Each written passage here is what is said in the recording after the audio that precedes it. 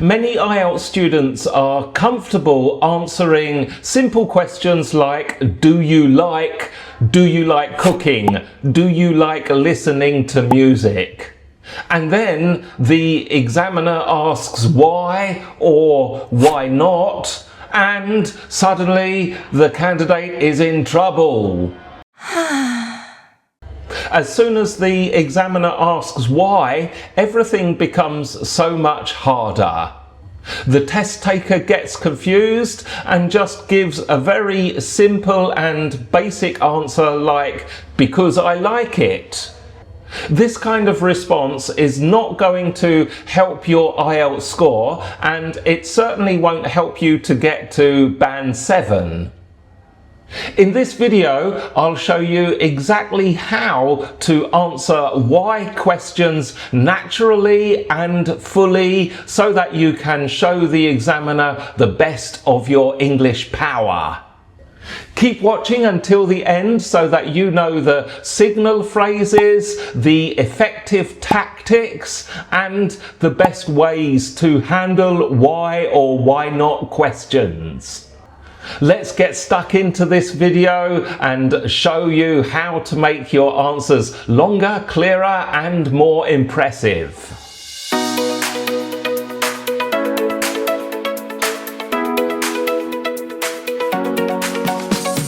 Hey there, IELTS warriors!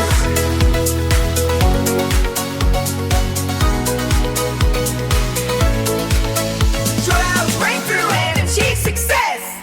My name's David Bourne. I am your IELTS Breakthrough coach. IELTS Breakthrough is a YouTube channel that helps you get a high score in IELTS so that you can study at an international university and progress in your career. IELTS Breakthrough has tutorials all free on YouTube for the academic, general training and life skills versions of IELTS. So make sure that you subscribe and get that notification button on. Point number 1 is to understand exactly why the examiner asks why questions. And let me be clear, you will get some why questions when you do the IELTS speaking test. One of the biggest reasons then for using why questions is that it makes the candidate provide natural, authentic English. Let's face it, many of the questions that are used in the IELTS test, you can find them on the internet. And you can find the questions, then you can prepare answers for them. However, it's almost impossible to prepare answers for every kind of thing that you might get asked. And the reason we have the why and why not questions is to, if you like, surprise the candidate and make the person provide English that they have not prepared for.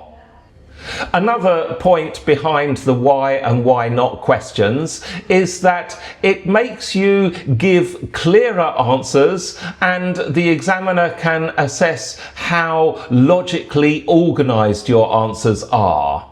So let's just look at an example. Imagine the question is, do you like cooking? Your answer, yes I do. So now you need to give a nice clear reason. The reason doesn't have to be complex or anything, it can be just a very simple, direct reason. Here are a couple of examples. Because it helps me relax after work. I can experiment with different topics. Now, point 2 is that you need to signal to the examiner that you are giving an example. And I'm sure you already know the obvious signal phrases you can use, because, since and as are the ones that you can use, and that's fine. There are also a couple of others, and the tip here is to identify how important the reason is. The key phrase here is to use main or important. The main reason why is because. The important reason why is because. Or the biggest reason why is. So you can just use the previous examples about cooking and you can say this. The main reason why I like cooking is because it helps me relax.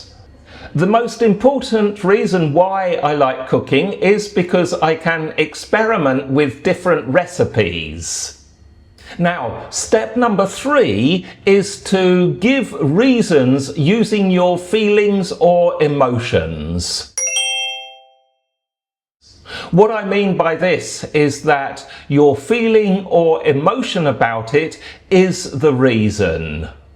Generally, I would say that it's better to respond with a positive emotion on this, but of course, if you're saying, no, I don't like it, then you can use a negative emotion.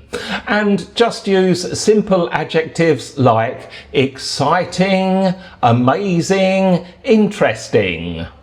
Or if it's negative, you can say boring, monotonous, uninteresting. So let's look at an example. The examiner asks, do you like travelling?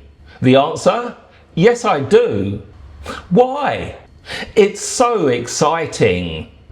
It really gives me new experiences in food, sounds, sights, and smells. Now, the next tip is to use the rule of 3.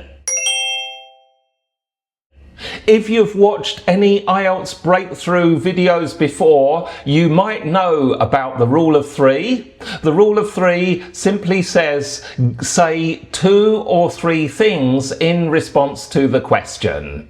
So here, talking about why or why not questions, the tactic is not just to give one reason, but give 2 or 3 reasons. To do this, you do need to use signalling phrases, and the good news is you can keep these signal phrases very simple.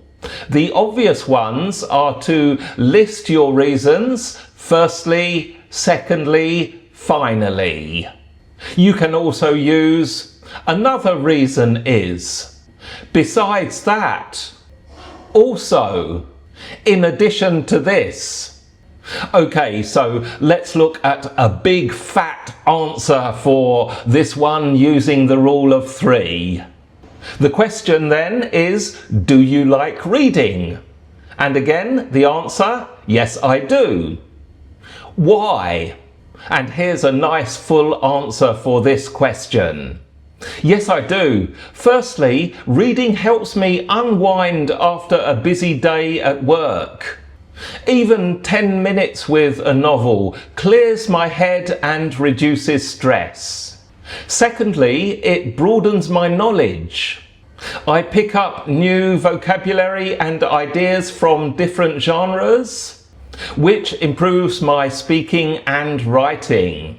Finally, it stimulates my imagination. When I get absorbed in a story, I can picture the scenes vividly, which makes the experience really enjoyable. And there we have it. These are some tips on how to handle why or why not questions in your IELTS speaking test. Let me just summarize the tips. Number 1, make sure that you do give a clear reason. Number 2, use signal phrases to show the examiner that you are providing a reason. Number 3 is to use your feelings and emotions as reasons. And then the last tip is to use the rule of 3 to develop your answer and give a nice big, full, fat, impressive response.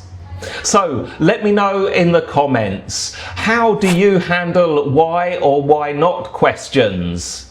Are there any other types of questions that you have difficulty with? This YouTube channel is here to help you, so it would be great to hear if you would like any advice on IELTS questions in the speaking test.